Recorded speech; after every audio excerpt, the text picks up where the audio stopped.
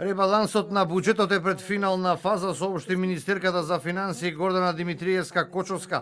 Според неа, буџетскиот дефицит нема да биде повисок од ланскиот, но можно е да го надмине првичното очекување за годинава кое беше проектирано на 3,5%. Состојбата ќе била подобра, вели министерката, но намалувањето на акцизата имало влијание врз минусот во државната каса. Може да има одредени корекции како резултат на тоа што нели имаме одредени мерки во рамки на акцизите за нафтата и нафтените деривати, така што може ќе има одредени отстапувања. А премиерот Мицкоски денеска ги презентираше податоците за растот на бруто домашниот производ во првиот квартал за годинава.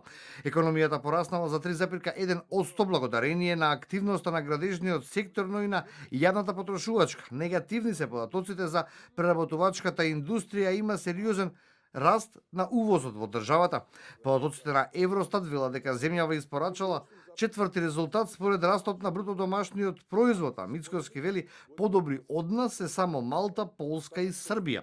Но овие податоци не може да го подобрат животот на граѓаните кои се којдневно доживуваат ценовни шокови и тонат во сиромаштија. Децидни се опозиционерите. Лидерот на СДСМ Венко Филипче вели дека државната каса е празна, а Македонија е пред колапс. Со Христијан Мицкоски и со ВМРО на чело на земјава, едноставно нашата земја нема перспектива.